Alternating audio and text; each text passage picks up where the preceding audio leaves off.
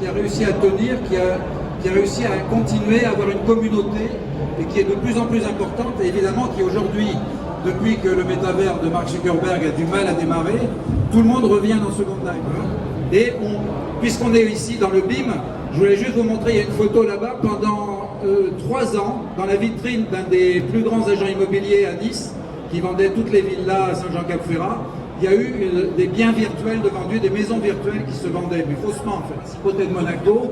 Et le principe de cet atelier, c'était que je l'utilisais pendant 1 an sur le port de Monaco, c'était magnifique.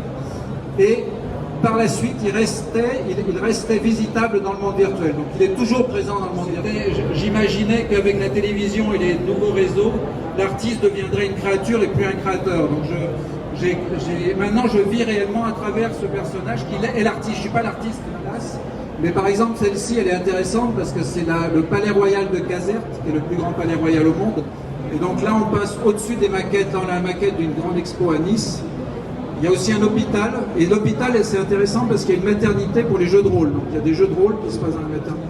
Parce que je travaille très vite, ce qui me permet d'aller dans Second Life après. C'est les NFT. Donc j'ai des NFT.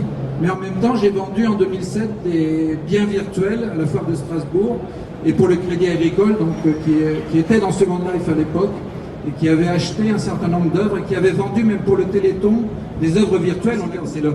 Ça a été le rédacteur en chef de AD Magazine Italie, qui est un spécialiste de Second Life et de l'architecture virtuelle.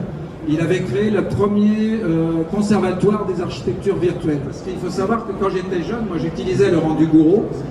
Mais je lui ai dit qu'il y a un truc très drôle, c'est que le rendu Gouraud, il m'a fait une drôle de surprise quand j'ai voulu imprimer en 3D les personnages virtuels. Parce que finalement, je les voyais complètement ronds. Quand je les ai imprimés, j'ai vu qu'ils avaient plein de facettes.